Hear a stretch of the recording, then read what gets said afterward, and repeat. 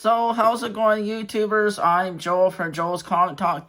So, I'm going to, for Vintage Thursday, I'm calling this Comics Through the Decades. I'm going to start with some cool 50s comics that I have, and then every Thursday I'll do comics throughout the decades, like I say. Then the Thursday after will be from comics from the 60s that I have. So, now comics from the 50s, I guess you can consider them the golden age of comics because they were the ones that came before Spider-Man and Fantastic Four and even before Marvel. So I got some pretty cool ones. And way back when, they used to call them magazines and not comics, and they were a little bit bigger. As you can see, they were 52 pages. So this is Roy Rogers, 1953, number 66.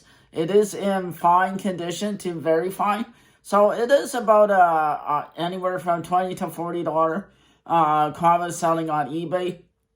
There's a bunch of different stories in here. So this is one of my oldest, rarest ones. So I thought it'd be cool to showcase this for Vintage Thursday.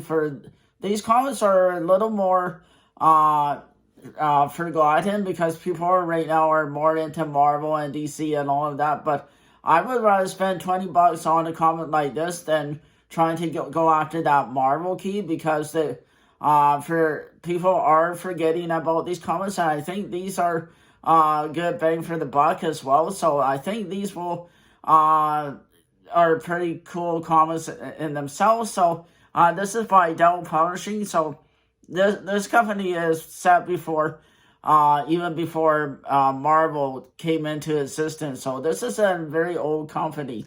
So the next one I got is Roy Rogers and Trigger. So this is number 98 from 1956. So this is in fine condition, or about a 6 to 7 out of 10 on the scale. It's in pretty good condition. It's a photo stock cover, whereas they took a picture on the set and used that for the photo for this comics. Again, this is about $20 to $30 book in the condition it's in, so not bad.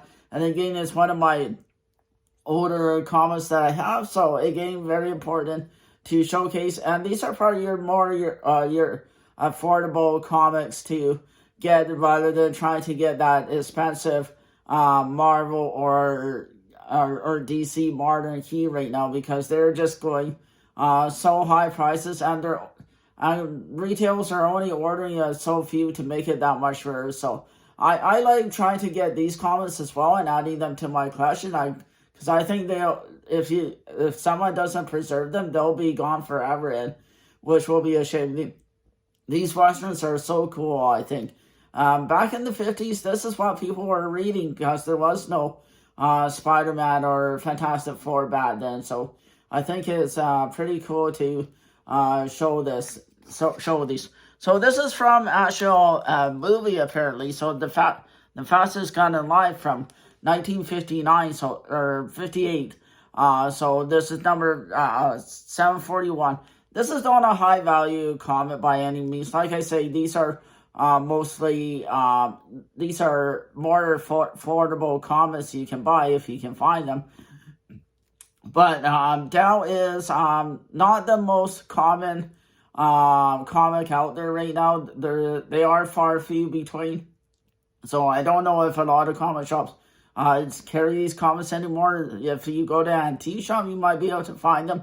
Or I was just lucky enough to get a bunch of these, so I'm very happy to showcase them. They're to me, they're valuable, and they put value in my collection. So I think in this condition is very good to find, which is, to me, it's like a 5 to 7 on the out of 10 on the scale. So like I say, these are more collectible.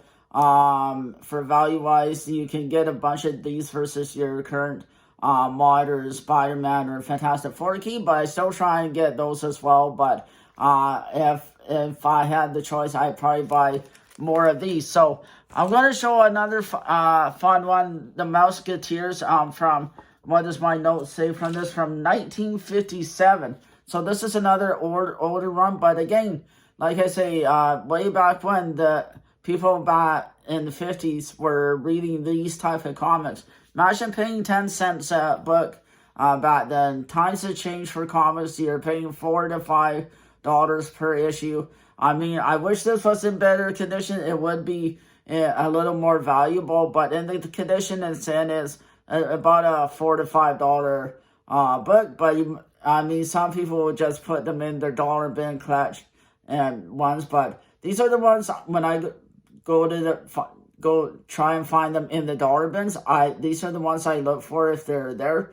But there are other ones I do look for too. I love the artwork. I love the Mouseketeers. They're such a funny cartoon.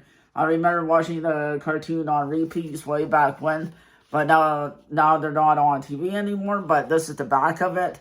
So I think these are just pretty cool to showcase. And these are, like I say, some of the older ones in my collection. And Dell's been around even longer before Marvel. So they're not in production anymore. But I do think these are important to showcase them. So another cool one that I got is The Last Fast of the Guns, number 925, 1958. Again, another older 50 styles. Back in the 50s, people were really into Westerns. This is from another movie these comics were based on. Or back then they were called magazines. So I'd say in the current condition, these are about a $10 to $20 book. I don't think they're really selling for much more than that, no matter what condition they are, because I haven't been able to see that many on eBay for sale, or at least this title. So there's not that many around. So if you're lucky enough to find them, pick it up. I mean, I do try and do, just because I think they're so cool. I know in my younger years, I did kind of like the Western type series as well. So these are, to me, just as cool as the current Marvel and DC. So these are so awesome to own and have, and just because eventually they might not last that long if people don't take care of these ones, because the paper is that much older. So it's pretty important to take care of these type of comics. So last one I want to show you guys is The Last Train from the Gun Hill. This is also a very old movie classic. I did not know that when I was doing my research on this. So this is from, let me check my notes here, 1959. So this is the last of my 50s style comics. Again, this is by Dell Publishing, and it does even say in the corner here that a movie classic. So this is a photo cover from the movie set that it was taken on, that they put on this magazine, and that's where the adventure started. So I just wanted to again showcase these comics. I mean, I also saw these selling on type of issues selling from like $10 and up, depending on condition.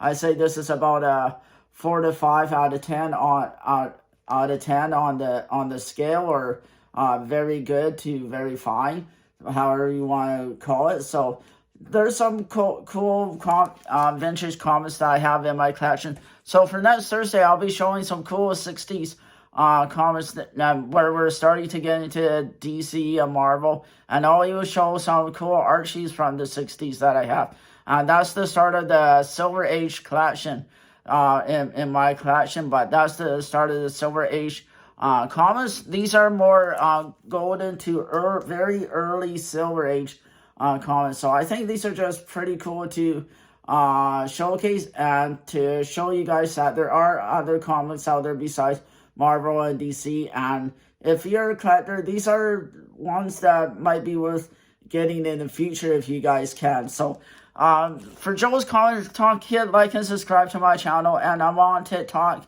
and you can find me on Instagram as well, and I'll post pictures on these comics on my Instagram for you guys to see as well. So, but again, I think it's so important to show older comics as well as new comics, because I am a collector of both. So for Joe's Comic Talks, everybody has a good day, and I'll see you guys on Sunday for new comics. Again, I'll hopefully have some cool DC comics to show you guys, and then for next Thursday, I'll show you guys some cool Silver Age from the 60 comic era that I have. Thanks everybody. Have a great day.